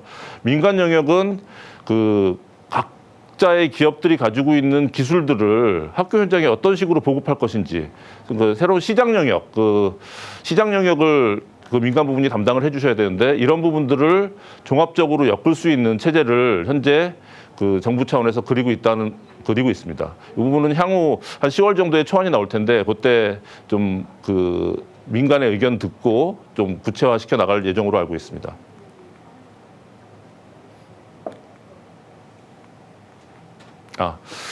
그리고 마지막으로 그 여러 가지 저희들이 이제 디지털 교육 혁신과 관련해서 여러 가지들을 저희들이 좀 생각을 해봐야 되는데 지금 우선 기본적으로 과연 그런 에듀테크 생태계를 어떻게 구축해야 될 것인가를 말씀드렸는데 제가 생각하기에 가장 중요한 것은 기술은 어디까지 도구일 뿐인 것 같습니다. 선생님들이 그 학생들의 학습 경험을 새롭게 만들어줄 수 있는 건 바로 선생님들의 역할이라고 보고요. 그렇기 때문에 선생님들의 역량과 학생들의 역량을 어떻게 연결시키고 선생님들의 역량을 저희들이 어떻게 좀 더 디벨롭 시킬 수 있을지에 대한 고민들이 지금부터 이루어져야 될 것이라고 생각이 되고요. 가장 중요한 과제로 선생님들의 역량, 그다음에 이러한 역량들을 충분히 학교 현장에서 녹여낼 수 있는 그런 체계를 만드는 것이 향후 디지털 교육의 성패를 좌우할 가장 중요한 키워드라고 생각을 합니다. 요약해서 제가 오늘 두 가지 정도를 발전 방안에서 말씀을 드렸는데요. 첫 번째로는 에듀테크 플랫폼과 관련해서는 민간과 공공이 좀 협력해서 새로운 모델을 만들어 나갈 필요가 있다라는 부분을 말씀드렸고요. 두 번째로 중요한 부분들은 교원의 역량을 저희들이 어떻게 선생님들이 좀 사기 진작이 돼서 학교 현장에서 온라인 수업을 원활하게 이끌어 나갈 수 있을지에 대한 지원과 노력이 좀 필요할 것 같습니다. 짧은 시간 동안 제가 오늘 전체적인 발전 방안을 말씀드렸는데 이후 질의응답을 통해서 부족한 부분들에 대해서 말씀을 드리도록 하겠습니다. 예, 감사합니다. 네, 본부장님 강연 너무나 잘 들었습니다. 자, 코로나 시대 디지털 교육의 과제, 발전 방안에 대해서 인사이트를 공유해 주셨는데요. 민간과 이 또 공공 간의 협력 너무나 필수적이라고 할 수 있겠고, 새로운 학습 방법을, 학습 경험을 위해서 선생님들이 어떤 역량을 키워야 하는지 그런 거에 대한 생각도 해볼 수 있었던 유익한 강연이었습니다. 자, 본부장님 강연에 이어서 이제 이번 트랙의 마지막 발표자를 소개합니다. 마이크로소프트 코리아 공공사업부의 김영욱 부장님께서 준비를 하고 계시는데요. 비대면의 시대라는 주제로 말씀을 해주시겠습니다. 네, 부장님께서는 마이크로소프트 공공사업부에서 기술 전략가로 일하고 계시며 IT 콘텐츠를 다루는 유튜브 채널 영욱 스튜디오를 운영하고 있습니다. 부장님, 발표 시작해 주세요. 네, 안녕하세요. 김영욱입니다. 네, 저는 마이크로소프트에서 일한 지는 10년 정도 됐고요. 보통 10년이면 강산도 변한다라고 하는데 기술적인 측면으로 보면 강산이 한 5번 정도 바뀐 것 같아요. 근데 바뀌면서 보면 뭐 IoT 기술도 나왔고 또 웹이나 앱 이런 기술들도 발전을 했었고요. 그 사이에 또 클라우드 기술 그리고 또 최근에는 AI까지 모든 기술들이 제가 하고 있는 일에 반영이 되어 있습니다. 제가 한 3년 전쯤에 제 매니저가 이제 그때는 인도 사람이었는데요. 그 사람이 저한테 AI가 중요해질 거야. AI를 공부해야 돼. 라고 생각을 하고 얘기를 해줬을 때 굉장히 멀리 있는 일인 것 같았는데 근데 지금 하고 있는 일의 75% 정도가 이미 AI로 넘어섰습니다. 그래서 기술 발전 속도도 굉장히 빠르고요. 그리고 또 그게 우리 가까이에 와 있는 거는 훨씬 더 빠르게 적용이 되는 것 같습니다. 오늘 제가 드릴 얘기는 제가 교육 담당자도 아니고 교육자도 아니지만 교육 현장에서 함께 일한 엔지니어로서의 제 경험을 공유를 하려고 이 자리에 섰습니다. 저 같은 경우에는 올해 상반기가 어떻게 지나갔는지 전혀 모르고 지나갔어요. 왜냐하면 이 코로나가 발표되고 나서 밝혀지고 나서 그다음부터 갑자기 비대면으로 모든 게 바뀌고요. 그때부터 제가 했던 일들 중에서 가장 큰 일이 바로 EBS를 지원하는 거였습니다. EBS를 왜 지원하게 됐냐면 EBS에 보면 조그만한 코딩을 함께 공부하는 플랫폼이 클라우드로 돼 있었고요. 그걸 늘려서 이번에 이 온라인 클래스로 만드는 작업을 지원하게 됐죠. 일반적으로 우리가 교육을 한다라고 하면 학생과 그리고 선생님 그리고 이 뒤에서 지원하는 지원 조직 이런 것들이 함께 모여서 지원을 합니다. 이때까지 단 한 번도 이 패턴이 깨진 적은 없었어요. 근데 한 번도 사람들이 학교에 가지 않고 공부를 한다. 그리고 그걸 학업으로 인정해 준다. 이런 것들을 전혀 인정을 못했지만 지금 이 시대에서는 그런 것들을 인정할 수밖에 없는 시대가 된 거죠. 제가 EBS에 있는 모 박사님하고 이야기를 하다 보니까 온라인은 사람들이 받아들일까요? 라고 질문을 했더니 제일 처음에는 사람들이 칠판도 받아들이지 못했대요. 학생들이 배우는 이해도가 다 다른데 어떻게 칠판에다가 글을 써서 학생들을 가르칠 수 있겠느냐. 이건 구한말 이야기입니다. 근데 지금은 칠판이 없는 학교 하면 무조건 칠판이 생각나잖아요. 근데 앞으로의 환경에서는 교육이다라고 하면 기본적으로 스크린과 그리고 다양한 IT 기기들을 떠올릴 수밖에 없는 게 지금의 시대가 된 것 같습니다. 그래서 시대는 굉장히 많이 바뀌었어요. 이전하고는 달리 모든 것들이 이제 다 끊어진 상태로 수업을 해야 됩니다. 자, 일단은 뭐 이런 일들을 생각하면 초, 중, 고, 당장 집에 있는 애들이 이제 어떻게 수업을 듣는지 이거 제대로 똑바로 이렇게 자리를 잡고 수업을 듣는지 그런 것부터 궁금할 수도 있는데 뭐 저는 초중고뿐만 아니라 대학교 교육 현장도 굉장히 난리가 났던 케이스 중에 하나입니다. 일반적으로 뭐 사이버 대학교나 온라인 대학들 같은 경우에는 크게 문제 없이 이번 사태에 잘 넘어갔습니다. 근데 일반 대학들 같은 경우에는 평소에 그 온라인으로 수업할 수 있는 퍼센트가 20%밖에 지원이 안 됩니다. 법적으로도요. 그렇기 때문에 기본적으로 내부의 학교 안에 있는 시스템들이 딱 그 정도 용량만 최소한으로 꾸려져 있었던 거죠. 근데 이번에 갑자기 온라인 클래스로 바뀌게 되니까 학교 안에 있는 모든 시스템들이 전부 다 과부하가 걸리기 시작했고요. 다운이 일어나기 시작했던 겁니다. 그래서 이런 것들을 막기 위해서 최대한 빨리 증설을 해야만 했어요. 두 번째로 모두가 준비가 안 돼 있었다는 거죠. 오히려 학생들은 준비가 잘 돼 있었습니다. 학생들은 태어나면서부터 디지털 기기들에 굉장히 익숙한 세대들이 지금의 대학생까지죠. 그렇죠. 한 가지 예를 들자면 저희 같은 경우에는 보통 전화해라고 표현을 할 때 손으로 이렇게 전화해라고 표현을 합니다. 근데 요즘 애들은 전화해를 이렇게 합니다. 전화기의 모양도 달라진 거죠. 심지어 전화기의 아이콘을 보고 그게 전화기인 줄 모르는 아이들도 많습니다. 그게 사람의 귀 모양이라고 생각을 해요. 이렇게 바뀐 세상에서 오히려 적응 못하는 쪽은 선생님이나 교수자들일 확률이 높다는 겁니다. 자, 이렇게 다 끊어진 환경에서 이걸 어떻게 하면 빠르게, 사실 시간이 거의 부족했고요. 이 부족한 시간에 얼마만큼 잘 대처해 줄 수 있는가, 이런 것들은 굉장히 큰 일이었습니다. 근데 한 가지 좋은 점 중에 하나는 바로 이 IT 기술 그리고 인프라 이런 것들이 그나마 우리나라였기 때문에 이만큼 감당할 수 있지 않았을까라는 생각이 듭니다. 자, 왜 그러냐면 이번에 작업을 하면서 국내에 있는 모든 망들에 대해서 네트워크의 대역폭이라고 하죠. 이 밴드위스를 체크를 했을 때 항상 보면 최고의 트래픽이 일어나는 그 시간대에도 우리나라 같은 경우에는 한 30% 정도 여유가 있었어요. 그래서 우리나라의 대역폭 자체는 크게 문제가 없었다. 문제가 되는 건 학교 제일 맨 종단에 있는 공유기가 뭐 싼 게 들어가 있어서 거기에서 감당을 못한다든지 아니면 맨 종단에 있는 디바이스의 성능이 떨어진다든지 이런 문제들이 있었다는 거죠. 그래서 가장 기본적인 인프라 자체는 크게 문제가 없었다라는 게 또 첫 번째였고요. 그리고 두 번째로 이 IT를 서포트하는 팀 같은 경우에 예전에는 IT 시스템을 모든 학교에서 스스로 다 관리를 해야만 했었습니다. 근데 그 사이에 기술이 발전되면서 클라우드 기술이 많이 보편화가 됐죠. 그래서 클라우드 기술이 되면서 중앙 집중적인 관리가 가능해졌습니다.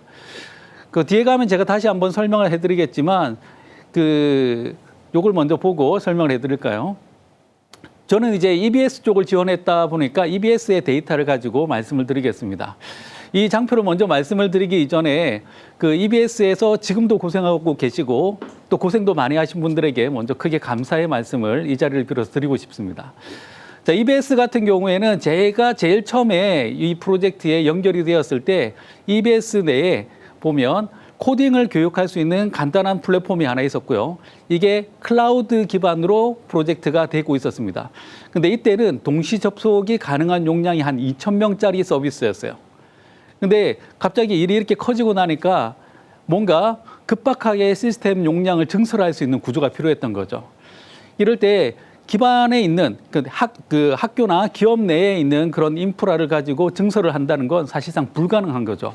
왜냐하면 서버를 증설하고 그리고 이 서버들을 다시 다 연결하기 위해서 네트워크망을 확보하고 네트워크 장비를 설치하고 사실 이런 장비들을 주문하고 배를 타고 날아오는 데만 해도 2달 가까이 걸리는 시간이 걸립니다.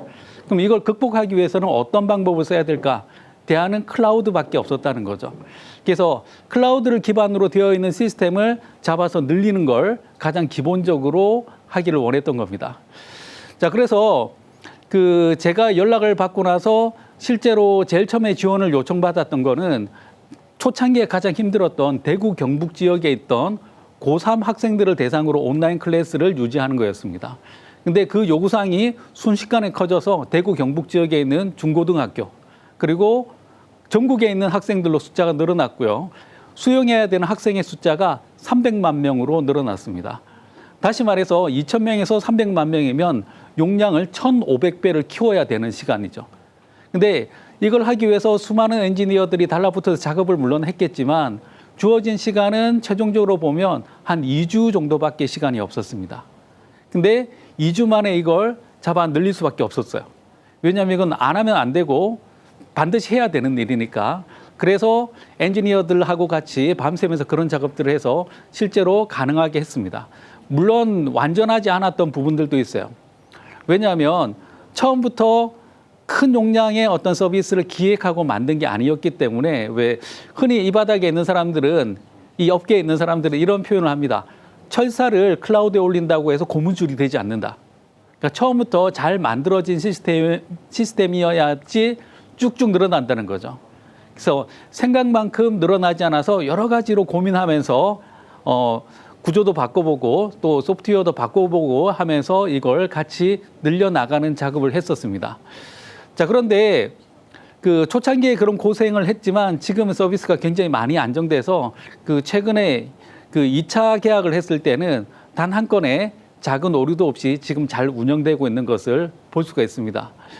자, 이런 것들이 가능한 이유는 굉장히 스피드하게 반응을 했고요. 그리고 또 우리나라 사람들의 어떤 적응력 자체가 굉장히 뛰어났기 때문에 이게 가능하지 않을까라는 생각이 듭니다. 초창기에만 해도 제가 알고 있던 수많은 선생님들이 저한테 얘기를 했던 게 어떤 문제가 있었냐면 어떻게 동영상 컨텐츠를 만드느냐가 가장 큰 질문이었어요. 근데 순식간에 인터넷을 통해서 그런 방법들이 퍼져나갔고 뭐 교육부에서도 가이드가 나갔고 여러 군데에서 가이드가 나가기 시작했습니다. 그래서 몇몇 리더 선생님들을 기반으로 해서 주변에서 모여서 컨텐츠들을 만들기 시작했고요. 그런 컨텐츠들이 순식간에 올라오기 시작했습니다. 그러니까 문제는 전국에 있는 선생님들이 동시에 컨텐츠를 올리다 보니까 특정 부분에 있어서 병목 현상들이 생기기 시작을 했죠. 그래서 이걸 어떻게 하면 해결할까라고 생각을 해서 그때는 기술이 아니라 정책으로 해결을 할 수밖에 없었습니다. 그래서 선생님들이 과제를 올릴 때는 온라인 클래스가 시작되는 9시 이전에 혹은 그 전날 저녁에 많이 올려달라라고 얘기를 했고요. 그렇게 올라온 컨텐츠들은 미리 준비를 하고 있다가 온라인 클래스가 오픈하는 시간에 맞춰서 적절하게 잘 서비스가 될 수 있게끔 그렇게 했습니다. 학생들 같은 경우에도 제일 처음에는 접속하지 못해서 많이 우왕좌왕을 했었는데요. 시간이 지나면서 여러 가지 방법으로 접속을 하기 시작했어요. 꼭 PC가 아니더라도 태블릿이나 휴대폰을 이용을 해서도 접속을 잘 할 수 있게 됐고요. 그 한 가지 좋아진 점 중에 하나는 모든 기술이 클라우드 기반으로 잘 돌아가고 있기 때문에 그 제일 처음에 시작했을 때 시스템은 서버의 대수가 10대 내외였어요. 근데 이걸 거의 10배 이상 혹은 100배 이상 이렇게 계속해서 키워나가는 과정에 클라우드 기술이 있었기 때문에 이런 것들을 전체적으로 다 헬시하게 유지 보수를 할 수 있었던 것 같습니다. 자, 뿐만 아니라 선생님들도 빨리 이런 부분들에 익숙해졌어요. 그래서 제가 봤던 케이스 중에 굉장히 특이했던 케이스는 선생님들 한 분 한 분 한 분이 모두 다 자기 컨텐츠를 만드는 게 되게 힘들다라고 생각을 했던 거예요. 사실 온라인 컨텐츠 하나를 잘 만드는 데는 제가 개인적으로 유튜브를 하고 있거든요. 근데 유튜브에서 한 10분짜리 컨텐츠를 만들려고 하면 실제로 드는 시간은 2-3시간이 걸립니다. 그런 것처럼 온라인 클래스를 하나 만들려고 하니까 이게 노력이 너무 많이 들어가는 거죠. 그래서 시간이 지나면서 선생님들도 진화하기 시작했어요. 어떻게 진화를 했냐면 이제 같은 과목을 하는 선생님들 3명에서 5명이 모여서 편을 먹어요. 그래서 이렇게 그룹을 지어서 하나씩 나눠서 찍기 시작합니다. 그리고 나서 또 어떻게 수업을 할 때는 어떻게 하느냐 하면 반이 만약에 3명의 선생님이 있다라고 하면 3반 학생들을 한꺼번에 모읍니다. 한꺼번에 모아서 돌아가면서 티칭을 하고요. 돌아가면서 선생님의 역할을 하고 나머지 선생님들은 거기에서 올라오는 질문이나 아니면 접속장애나 이런 것들을 도와주는 멘토의 역할을 하는 걸로 바뀌었습니다. 근데 그렇게 했을 때 오히려 교육의 퀄리티가 더 올라가는 그런 효과가 나왔다는 거죠. 앞으로는, 그러니까 이전에는 교육에 있어서 질과 양이 모두 다 중요했다면 앞으로는 질이 더 중요한 시대가 된 건 확실한 것 같습니다. 왜냐하면 그 교육의 양을 늘리는 건 IT 기술과 IT 인프라가 감당을 할 수 있기 때문에 점점 더 제대로 만든 컨텐츠 하나가 가지고 있는 힘이 더 중요한 시대가 되는 거는 맞는 것 같습니다. 자, 그런 측면에서 봤을 때 지금 IT의 가장 취약계층이 누굴까요? 제가 화면에도 표시를 했지만 선생님들이 지금은 가장 IT의 취약계층입니다. 물론 이제 빠르게 커버를 하고 있지만 앞으로도 선생님들이 가장 취약계층이 될 확률은 높습니다. 제가 다니고 있는 그 대학들도 보면 대학 교수님들이 오히려 IT의 취약계층이신 분들이 많습니다. 그래서 이런 분들이 공통적으로 사용할 수 있는 플랫폼, 그리고 좀 더 쓰기 쉬워진 플랫폼, 이런 것들이 필요하다는 거죠. 이런 것들을 잘 커버할 수 있게 해주는 게 또 다른 측면에서의 IT 기술이 아닐까라는 생각이 듭니다. 그 최근에 방송 기술들을 보면 방송용 소프트웨어 안에도 IT 기술이 들어가 있고 AI 기술이 들어 있습니다. 그래서 사람을 계속해서 쫓아다닌다든지 카메라 자체가, 혹은 또 사람의 배경을 날리고 여기처럼 이렇게 컨텐츠를 뒤에다가 비춰준다든지 하는 것들을 전부 다 AI가 알아서 해줄 정도로 기술의 발전 속도가 빠른 거죠. 그래서 선생님은 그냥 교육에만 집중할 수 있게끔 해주는 게 IT 기술입니다. 제일 좋은 IT 기술은 이게 IT 기술인지 모르게끔 하는 게 제일 좋은 IT 기술이거든요. 그래서 그 단계까지 가기 위해서는 계속해서 노력을 할 부분들이 많이 있을 것 같습니다. 아폴로 프로젝트를 해서 달나라에 사람을 보낼 때 그 우주 비행선의 내부 구조를 봤더니 버튼이 한 수천 개는 되는 것 같아요.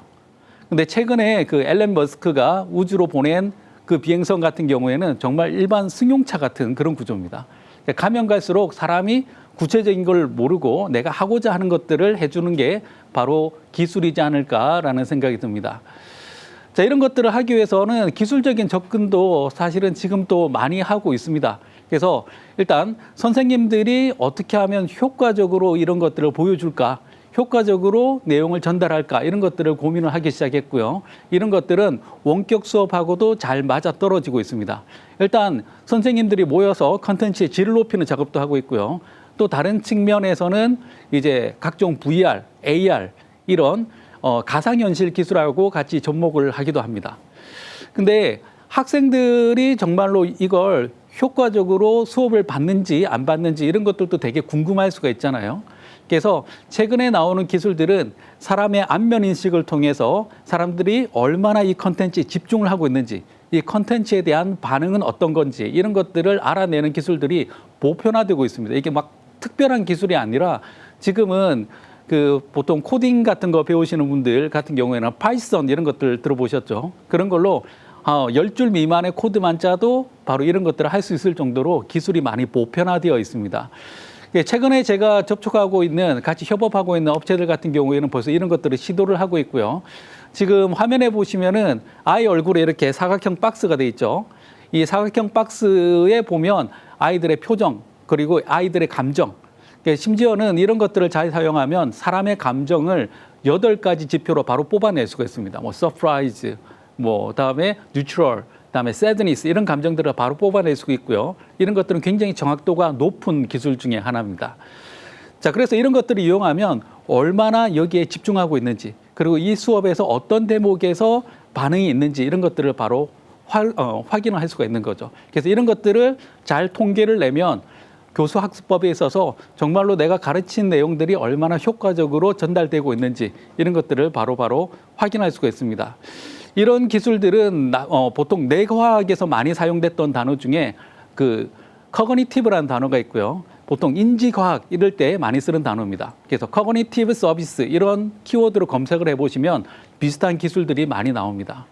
자, 이런 것들이 같이 몰렸을 때 우리는 새로운 포스트 코비드 시대의 어떤 교육 환경을 만들 수 있지 않을까라는 생각이 듭니다. 그래서 앞으로 할 게 점점 더 많아지고 있고요. 그리고 또 우리가 생각해야 될 거, 그리고 또 앞으로 뭘 전달해야 될까. 저도 집에 아이가 2명 있지만 걔네들을 보고 있으면 굉장히 힘들 것 같아요. 왜냐하면 이때까지 우리가 못했던 방법들로, 우리가 경험하지 못했던 방법들로 공부를 하고 있고 친구들을 만나고 있습니다. 근데 다른 측면에서 보면 사람은 그때 상황에 맞춰서 굉장히 잘 적응하는 동물이다라는 생각이 드는 게, 아이들이 이제는 온라인 클래스에 굉장히 많이 익숙해졌어요. 그래서 이제는 필기하는 대신에 캡처를 하고 있고요. 캡처 밑에 뭐 애플 펜슬이나 아니면은 또 다른 펜으로 그 위에다가 바로바로 기록을 하면서 자기 생각을 정리하는 것들도 볼 수가 있습니다. 굉장히 잘하고 있어요. 그리고 친구들을 만나고 싶은데 만날 수가 없잖아요. 그래서 둘째 방을 조용히 열고 이렇게 들여다보면 친구들하고 같이 화상 통화를 하면서 간식을 같이 먹으면서 게임도 하고 그래요. 눈치 게임도 하고 굉장히 재밌게 놀고 있더라고요. 그래서 그런 걸 보면 앞으로의 미래는 그렇게 어둡지만은 않을 거다라는 생각이 듭니다. 자, 그러면 미래를 위해서 우리가 뭘 포커스하고 뭘 만들어 나갈까라는 고민을 했을 때 첫 번째는 바로 컨텐츠입니다. 아까도 말씀드렸다시피 이제는 양이 중요한 게 아니라 질이 중요한 시대죠. 그래서 선생님들이 모여서 혹은 최고의 선생님들이 모여서 최고의 컨텐츠를 만들고 이걸 굉장히 많이 퍼뜨리는 게 오히려 더 중요합니다. 컨텐츠를 만드는 건 사람의 몫이지만 이걸 더 많은 사람에게 공유하고 보게끔 하고 제대로 보고 있는지 확인하는 건 바로 IT의 역할이죠. 그래서 그런 것들을 하기 위해서 바로 IT 시스템이 필요합니다. 자, IT 시스템은 기존에 있는 방식과는 다르게 정말로 열린 마음으로 새로운 기술들을 빠르게 적용을 해야 됩니다. 최근에 나오는 작년에부터 나왔던 단어 중에 보면 테크 인텐시티라고 하는 단어가 있어요. 보통 인텐시티라고 하면 그 불꽃같이 이런 뜻이잖아요. 그런 것처럼 테크 인텐시티는 기술을 이용할 때 정말로 불꽃같이 도입을 하자는 겁니다. 하나 도입하고 확인하고 하나 도입하고 확인하고 이런 게 아니라 필요하다면 모든 기술들을 한꺼번에 도입해서 바로 다음 단계로 넘어가자라는 거죠. 그래서 지금 이 온라인 클래스나 이런 기술들이 적용된 걸 보면 굉장히 빠르게 기술들이 적용이 되고 있고 이런 거에 대해서 뭔가 거부 반응 이런 게 있을 수도 있겠지만 이제 코로나가 그런 부분에 있어서 많은 부분들을 굉장히 합리화를 굉장히 빠르게 해주고 있습니다.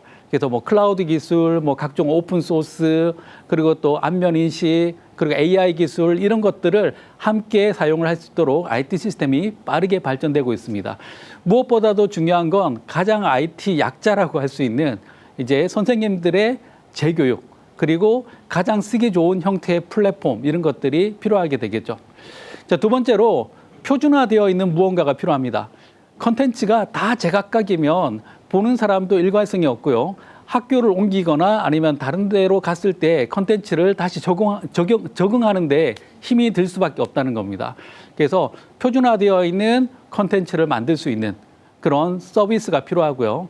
자, 두 번째로 우리나라가 뭐 이만큼 잘했다라고 하면 이걸 기반으로 해서 세계 표준이 될 수 있는 보통 우리가 쉽게 얘기할 수 있는 K-에듀를 위한 그런 플랫폼이 필요하다라는 얘기를 합니다.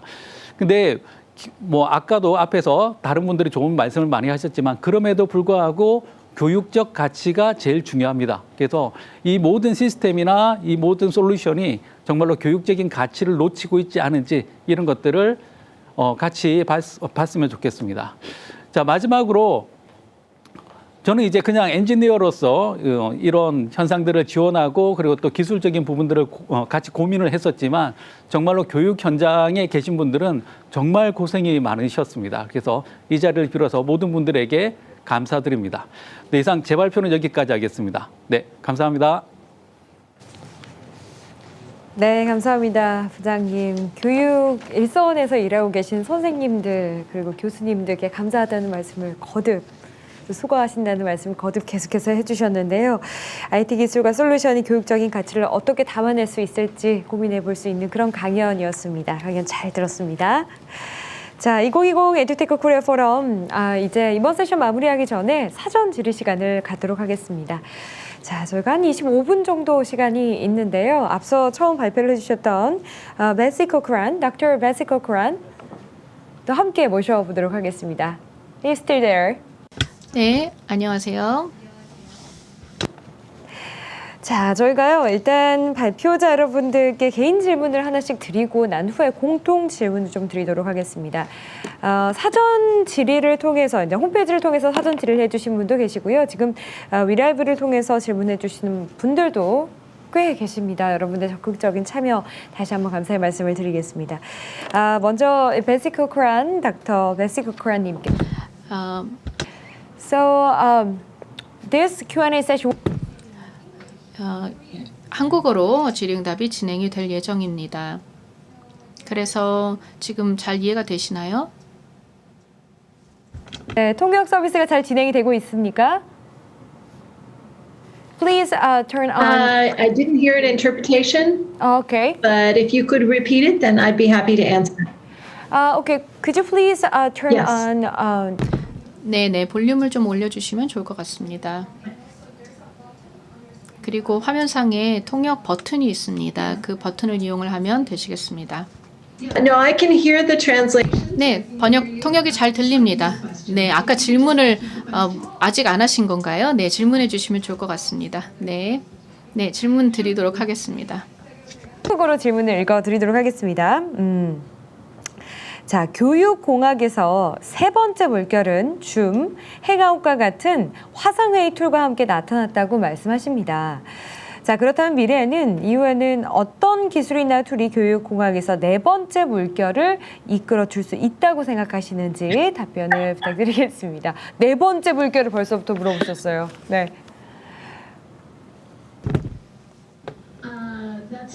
네, 아주 좋은 질문이지만 또 굉장히 복잡한 질문일 것 같습니다. 먼저 다른 발표자분들 너무나 훌륭한 발표를 해주신 데 대해서 감사의 말씀을 드리고 싶습니다. 교사들과 학생들을 도와주기 위해서 굉장히 많은 일을 하셨다는 것 감동을 받았습니다. 미국의 교사들의 경우에는 지금 현재 이런 플랫폼들을 이용을 해서 좀 더 친밀하게, 좀 더 가깝게 학생들과 또 동료들과 연결되기를 원하는 그런 갈망이 있습니다. 앞서서 발표를 해주신 대로 정말 그 서로 연결된다는 것이 정말 중요할 것 같습니다. 김영욱 부장님께서도 그런 말씀을 해주셨는데요. 결국 교육이라는 것은 학생들이 어떻게 문제를 해결할 수 있는지 그 방법을 가르쳐주는 것이라고 생각이 됩니다. 학생들이 스스로 문제에 대해서 생각을 하고 해결 방법을 모색하고 해결 방법을 찾을 수 있도록 도와주는 것이 교육이 아닌가 이런 생각이 듭니다. 교사들이 해결 방법을 알려주는 것이 아니라요. 그래서 제 생각에는 에드테크 4.0이라고 한다면 이러한 방식의 학습, 즉 문제 해결을 통한 학습을 지원함으로써 학생들이 좀 더 자기 스스로가 평생 학습할 수 있는 훌륭한 학습자가 될 수 있도록 도와주는 것, 그런 기술이어야 하지 않을까 생각을 합니다. 아마 좀 더 긴밀한 학생들 간의 교사와의 상호작용이 가능하게 되는 그런 4.0이 됐으면 합니다. 아직 그런데 3.0도 안 끝나서 말이죠. 그래서 좀 도움이, 이게 대답이 되었는지 모르겠습니다. 여러분의 굉장한 질문에 지금 코파운더님께서 우리 베시 코크란님께서 굉장히 감동을 하신 것 같습니다. 자, 네 번째 물결 한번 지켜보도록 하겠습니다. 그리고 우리 베시 코크란님께서 개인적으로 저희 오늘 발표자에게 질문이 있다는 소식을 들었습니다. 장시중 본부장님께 질문이 있다고 들었는데요. Can you just do that? I'm really interested in how Korea. 예, 한국이 이 사회적인 상호작용, 즉 학생과 교사 그리고 결국에는 가족하고 상호작용이 있어야 될 텐데요. 이에 대해서 뒷받침을 어떻게 할 건지 좀 궁금합니다. 왜냐하면 이렇게 원격 교육을 하다 보면 아무래도 가정 그리고 가족의 역할이 너무나 중요할 것 같거든요. 그래서 한국에서는 국가 차원에서 이와 같은 사회적인 교류나 상호작용을 어떻게 지원할 생각인지 궁금합니다. 본부장님 답변 좀 부탁드릴게요. 말씀하신 대로 온라인 교육이 제대로 효과를 거두기 위해서는 학교와 가정에 좀 밀접한 연관이 필요한데요. 사실 한국에서도 온라인 수업의 효과를 가장 중요하게 가늠하는 요소 중에 하나가 이제 학부모의 지원이라고 판단을 하고 있습니다. 근데 다만 학부모의 지원이란 것들이 여러 가지 변수들이 연결되어 있는 것 같은데, 가정의 사회 경제적 지위라든지, 그다음에 가정에서 보유하고 있는 인터넷 환경이라든지 그런 여러 가지 상황들이 좀 복합적으로 고려돼야 되는데요. 현재 한국 교육부는 가정에서의 원활한 원격 수업을 지원하기 위해서 디바이스의 보급이라든지, 그다음에 인터넷 연결 미흡한 부분을 보완한다든지 그런 부분들을 정책적으로 신경을 쓰고 있고요. 아무래도 가정과 학교를 연결하는 가장 중요한 주체는 선생님들이기 때문에 단위 학교에서 가정과의 밀접한 연관성을 갖기 위해서 좀 굉장히 노력을 하고 있는 상황입니다. 예. 그 답변이 됐는지 모르겠습니다, 박사님. 네, 박사님께서 이 한국 상황에 대해서도 Okay, 궁금하셔서 이렇게 질문을 직접 주셨습니다. 다른 발표자의 그 강연도 열심히 들어주셨는데요. 감사드립니다. 이후에 또 공통 질문을 좀 드리도록 하겠습니다. Please stay with us more, okay? 자, 그리고 우리 본부장님 이제 말씀 시작하셨으니까요. 개인 질문 좀 드리도록 할게요. 자, 갑작스럽게 발생한 초유 사태로 원격 수업에 대한 충분한 대비가 부족했으리라 생각이 됩니다. 실제로 아까 EBS에서 강의를 해주셨을 때도 짧은 시간 내에 이런 것들을 준비하시느라고 굉장히 애를 먹었다는 말씀하셨는데 실제로 일선학교로 급하게 안내된 이학습터와 EBS 온라인 클래스 등 수많은 플랫폼이 5개월이 지나 지금까지도 아직 현장의 요구를 다는 완벽하게는 반영하고 있지 못하는 상황인데 현재 원격 수업을 운영하는 주체인 교사, 학생들에게 어떤 창구를 통해서 피드백을 받고 계시는지 궁금합니다. 예. 먼저 1학기 때는 선생님들께서 아시겠지만 교육부에서 선생님들의 여러 가지 요구사항들을 지원하기 위해서 1만 커뮤니티라는 커뮤니티를 운영을 했습니다. 그래서 네. 이 커뮤니티를 통해서 선생님들의 요구사항들을 좀 즉각적으로 반영하기 위해서 좀 노력을 했습니다만 EBS도 마찬가지겠습니다만은 그럼에도 불구하고 선생님들의 요구를 다 수용하기는 좀 어려움이 있었고요. 그렇기 때문에 이제 2학기 때는 교육부에서 별도로 예산을 편성해서 공공 플랫폼에 대한 기능 개선 사업을 현재 진행 중에 있습니다. 이 기능 개선을 위해서는 당연히 선생님들의 의견, 그다음에 학생들의 의견을 들어야 될 것 같고요. 이런 계획이 현재 한 연말까지 빠르게 진행될 예정이고요. 두 번째 단계로는 아까 K-에듀 플랫폼을 말씀하셨는데 그거는 이제 한 단계 더 나간 앞으로 이제 향후 어떤 식으로 저희들이 플랫폼을 구축할 것인가에 대한 논의를 하는 과정이기 때문에 ISP 과정에서 선생님들, 그다음에 기업들, 그다음에 학생들의 의견을 충분하게 수용해서 요구하신 부분들을 최대한 반영하기 위해서 노력을 하겠습니다. 어떤 특정한 창구가 있을까요? 아니면 현장을 방문해서 얘기를 들어보시는 수시로 편인가요? 설문조사 같은 거는 진행하고 있고 네, 저희 네. 원에서 이제 지식센터라고 해서 네. 선생님들께서 다양한 커뮤니케이션 할 수 있는 플랫폼을 만들어서 현재 제공을 하고 있습니다. 예. 네, 아무래도 현장에서의 목소리를 생생하게 듣는 게 가장 중요할 것 같습니다. 일단은 올해 이제 상반기에 어떤 과정을 또 겪었고 문제점도 이제 인지를 하고 계시고요. 더 나은 발전 방향 하반기에 기대를 해보도록 하겠습니다. 충분히 피드백을 받고 있다고 하시니까요. 계속해서 목소리를 내주시기 바라겠습니다. 자, 이제 다음 질문 하도록 하겠습니다. 김영욱 부장님, MS코리아 김영욱 부장님께 질문을 좀 드리도록 하겠습니다. 디지털 교과서 프로젝트를 이끄셨을 때 디지털 교과서의 어떤 장점, 편리성이 학생들에게 도움이 될 수 있는지 그렇게 생각하셨는지 네네. 어떤 게 가장 도움이 될까 이런 생각하셨는지 거기에 대한 답변을 좀 부탁드릴게요. 물론 디지털 교과서 프로젝트를 했지만 아직도 제일 중요한 건 이제 그 안에 있는 컨텐츠가 중요하다라는 생각은 오히려 더 강해진 것 같고요. 그럼에도 불구하고 학생들 같은 경우에는 디지털 교과서는 이제 교과서가 디지털로 되어 있고 태블릿을 통해서 교과서를 볼 수 있게끔 했더니 아이들이 굉장히 흥미로워했던 건 사실이고요. 그러니까 해리포터에 나오는 움직이는 신문 같은 그런 반응이었어요. 그래서 안에 있는 글자들이 그냥 멈춰져 있지 않고 중간중간에 보조 자료 같은 게 다 동영상으로 실행이 된다든지 아니면 내가 뭔가 터치를 했을 때 반응을 한다든지 이런 식으로 굉장히 컬러풀하게 그리고 인터랙티브한 부분들을 굉장히 좋아했던 것 같습니다. 그리고 저희 때는 교과서에 낙서를 하면 굉장히 공부 못하는 학생들이 한다라는 생각을 많이 했었거든요. 네. 근데 이게 디지털로 되니까 교과서에 바로바로 필기를 할 수가 있고요. 그쵸. 이 필기 내용은 또 좀 더 온라인으로 다 공유가 되니까 집에 가서 컴퓨터를 켰을 때도 그 내용이 그대로 집에까지 와 있는 거죠. 그래서 어떤 디지털의 장점을 제대로 누릴 수가 있었던 부분에 있어서는 굉장히 좋았던 것 같습니다. 네. 맞습니다. 좀 딱딱한 책을 그냥 가만히 앉아서 혼자 공부하는 것보다는 뭔가 생동감 있고 생생한 느낌의 좀 컨텐츠를 재밌게 만들면 좀 게임을 하고 있는 그런 느낌도 들잖아요. 그리고 바로바로 이 모든 것들이 공유가 되니까 좀 흥미를 갖고 애들이 공부할 수 있었을 것 같습니다. 그리고요, IT 컨텐츠 중심의 유튜브 채널을 지금 운영하고 계시죠. 네네. IT 컨텐츠들도 있고 코딩 강의도 있는 것을 보았습니다. 유튜브 채널 구독자, 이 시청자들의 반응이 제일 좋았던 컨텐츠가 어떤 게 있었나요? 대부분의 컨텐츠는 이제 막 지루하게 뭔가 길게 얘기하는 것보다는 그 짧게 이걸 어떻게 배워 나가면 되는지 이렇게 인도해 주는 컨텐츠들을 굉장히 선호하는 경향들이 있었고요.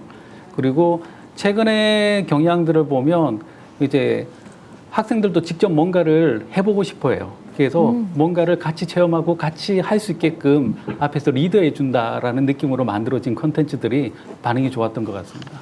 네, 저도 꼭 방문을 해봐야겠습니다. 일단 길면은 잘 안 보게 되더라고요. 임팩트 있게 굉장히 짧게 만들면서도 흥미롭게 어디 가지 못하게 그렇게 만들어야 될 것 같습니다. 그리고 같이 체험할 수 있는 워낙 지금 유튜브를 통해서 많이 배우고 공부하고 체험하는 그런 채널이 많으니까요. 네, 이렇게 해서 답변을 들어봤습니다. 사전 질문이 굉장히 많고 또 그리고 저희가 위라이브를 통해서도 질문을 해주신 분들이 굉장히 많으세요. 그래서 일단 공통 질문을 하나씩 드리고요. 하나 드리고 그 다음에 위라이브 통해서 질문 들어온 것도 말씀을 드리도록 하겠습니다. 아직 시간이 한 10분 정도 남아있기 때문에. 자, 이 내용은 앞에 이 트랙에서도 굉장히 많이 다뤘던 내용이기도 해요. 그런데 오늘 이 발표자들의 인사이트도 듣고 싶습니다. 비대면 온라인 수업 장점도 굉장히 많지만 일단 단점으로는 학생들 간의 학력 격차가 더 커졌다. 이런 기사들 많이 있잖아요. 이 문제를 해결할 수 있는 방안 다른 분들도 아이디어를 내주셨는데요. 어떤 게 있다고 생각하십니까? 먼저 우리 Dr. Bessel-Cochran, could you answer that question? 네, 답을 부탁드립니다. Where do you want to go in? 네, 이 온라인 수업으로 인해서 학력 격차가 더 커졌다는 그런 기사들 많이 지금 한국에서는 있는데요. 이 문제를 해결할 수 있는 방안이 뭐가 있다고 생각하십니까?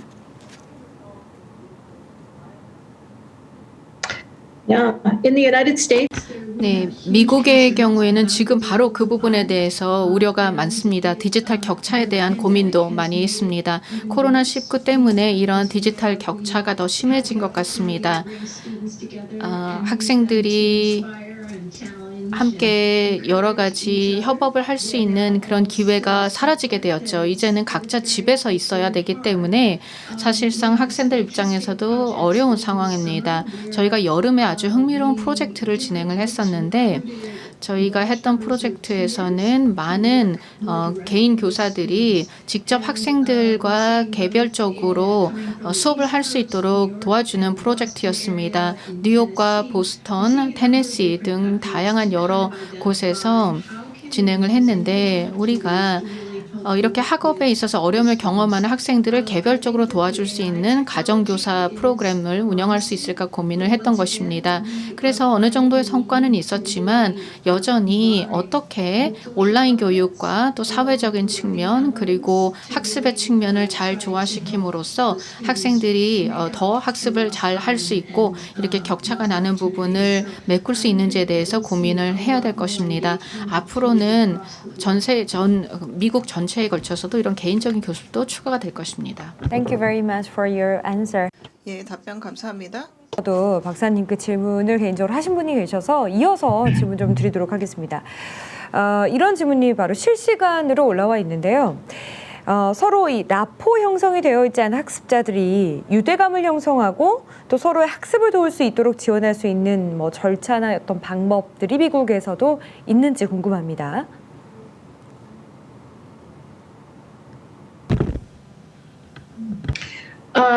no. 네, 아직은 없습니다. 짧게 답을 드리자면 없다는 것인데요. 현재 미국에서 개별 주가 교육을 담당하고 있습니다. 그래서 연방 차원에서의 조율 노력이나 어떤 지원 등은 없습니다. 한국은 이제 정부 차원에서 전국적으로 하고 있는데 미국의 경우에는 주정부 기준으로 교육이 진행이 됩니다. 그래서 주정부 차원에서 할 수 있는 최선을 다하고는 있지만 아직 많이 부족한 것 같습니다. 개별 교사들이 그렇기 때문에 교사단에서 노력하고 있는 정도입니다. 미국에서 지금 지금 또 한 가지 문제는 굉장히 많은 사람들이 영어 이외의 언어를 사용한다는 것이 또 도전 과제입니다. 그래서 이 부분도 극복해야 할 것입니다. 질문에 대한 답변 해주셨습니다. 미국에서도 이 부분이 굉장히 좀 도전적인 부분이로군요. 문화와 아무래도 언어가 우리나라보다는 훨씬 좀 다른 측면이 있기 때문에 그래서 이 한국의 라포 형성에 대한 이런 내용이 굉장히 임프레시브 하다는 말씀을 해주셨습니다. 답변 고맙습니다. 그리고 질문해주신 시청자 여러분께도 감사의 말씀을 드립니다. 공동 질문 계속해서 이어가도록 하겠습니다. 본부장님, 자, 학습 격차 어떻게 해결을 해야 될까요? 그 학습 격차를 좀 이야기하기 전에 한 두 가지 정도는 좀 먼저 좀 짚고 넘어갈 것 같은데요. 그러니까 우리가 이제 좀 학력이라고 하는 게 학력 격차라고 하는데 그럼 학력이 도대체 무엇이냐라는 부분에 대해서 좀 명확한 좀 정의가 필요할 것 같습니다. 예를 들어서 뭐 기존의 전통적인 교육에서 우리가 뭐 어떤 특정한 지식을 획득한다는 것을 그 학력이라고 본다면은 사실 이 온라인 수업을 통해서 저는 어느 정도 보완이 가능하다고 보는데 앞으로의 사회에서 필요한 그런 역량이라든가 학력은 지금까지와는 좀 다른 개념으로 좀 이해될 수 있을 것 같고 그렇기 때문에 좀 우리가 온라인을 통해서 채울 수 없는 부분이 무엇인가라는 부분에 대해서 좀 명확하게 좀 정의를 해야 될 것 같고요. 두 번째로는 이거는 좀 그 당장 좀 연구가 필요한 상황일 것 같은데 그렇다면은 이 비대면 수업, 뭐 온라인 수업으로 인해서 실제로 어느 정도 학력이 벌어졌는지에 대해서는 아직 실질적인 데이터가 없는 상황입니다. 그래서 저는 그 이게 과연 온라인 수업으로 인해서 나타난 격차인 건지 아니면은 좀 그 외에 다른 요인들이 작용한 것인지에 대해서는 좀 저희들이 좀 연구를 통해서 좀 밝혀야 될 필요가 있다고 생각이 되고요.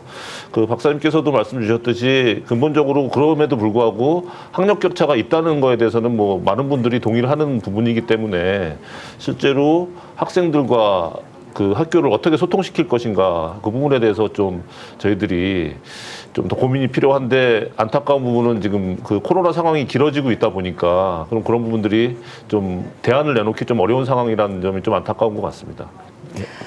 네, 학습 격차와 학력 격차는 좀 다른 부분이 있어서요. 제가 좀 정정하겠습니다. 학력 격차가 더 커졌다는 기사를 읽었다고 지금 질문을 주신 분은 말씀하셨습니다. 지금 본부장님께서도 말씀하셨지만 측정할 수 있는 어떤 신뢰할 만한 데이터를 지금 찾을 수가 없는 거죠. 아직은 뭐 좀 다 뭐 연구기관에서 많이 연구를 하고 그렇죠. 있는데 거기에 대해서는 좀 시간이 좀 한두 달 정도 있어야 결과가 나올 것 같습니다. 그럴 것 같습니다. 사실은 뭐 이 비대면 수업, 온라인 수업으로 인해서 학력 격차, 그러니까 조금 더 낮아졌다는 얘기는 전 들은 적도 있거든요. 사실 누구나 접근할 수 있고 좀 쉽게 접근할 수 있고 네, 아무래도 신뢰할 만한 데이터는 좀 시간이 좀 걸릴 것으로 생각을 합니다. 질문해 주셔서 고맙습니다. 그리고 위라이브를 통해서 또 질문을 해 주신 분이 계셔서요. 이어서 본부장님께 좀 드리도록 할게요.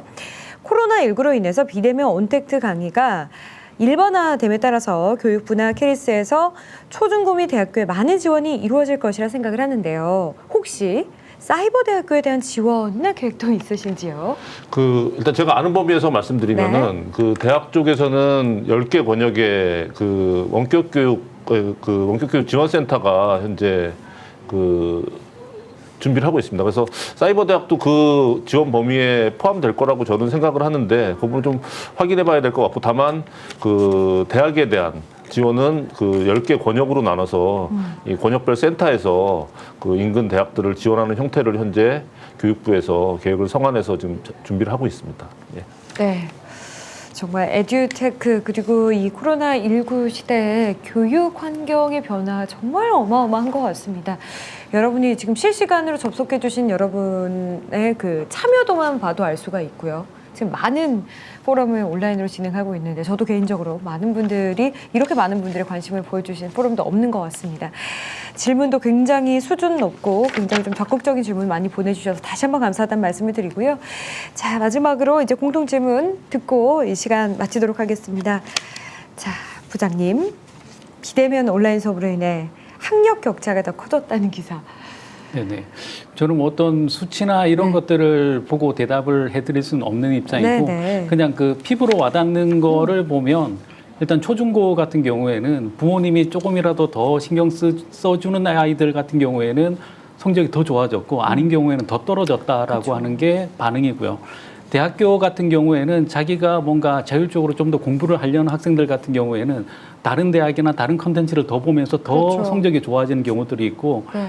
또 준비가 안 돼 있는 대학들 같은 경우에는 훨씬 더 떨어지는 그래서 학력 격차가 있는 거는 좀 맞지 않을까라는 생각이 듭니다. 그래서 저는 이제 에듀테크에서 에듀보다는 테크에 가까운 사람의 입장으로 답을 드리자면 최근에 어떤 걸 보면 그 AI 더하기 HI 이런 표현들을 많이 합니다. 그래서 사람과 인공지능이 어떻게 하면 같이 뭔가를 할 수 있을까에 대한 연구가 굉장히 많이 있고요. 실제로 사이버 대학이나 이런 데서 해본 프로젝트는 어떤 것들이 있냐면 학생들의 평소에 어떤 학습 패턴들을 분석을 합니다. 그래서 이 데이터들을 계속해서 분석을 하고 있다가 학생들이 중도 탈락이 되지 않게끔 그런 기미가 보인다든지 아니면 그쪽으로 가고 있는 데이터들이 보이면 그때 이제 보면 학생들을 케어할 수 있는 인력들은 최소화되어 있잖아요. 그래서 이 최소화되어 있는 인력들이 전체를 다 집중적으로 관리하는 게 아니라 그런 기미가 있는 아이들 위주로 집중적으로 관리를 해서 최대한 탈락을 막게끔 하는 그런 역할들을 합니다. 근데 이런 기술들이 이제는 뭐 초중고나 다양한 플랫폼에도 탑재가 된다면 훨씬 더 효과적으로 이런 문제들을 해결할 수 있지 않을까라는 생각이 듭니다. 네, 좋은 말씀 대단히 감사합니다. AI와 HI의 만남, 사람과 인공지능의 만남, 무한한 발전 가능성이 있는 분야도 바로 이 분야라고 할 수 있는데요. 정말 세 분의 너무나 좋은 인사이트 들을 수 있었던 유익한 세션이었습니다. 이번 트랙 이렇게 해서 마무리를 하도록 하겠습니다. 세 분께 다시 한번 감사의 말씀을 드리겠습니다. 고맙습니다.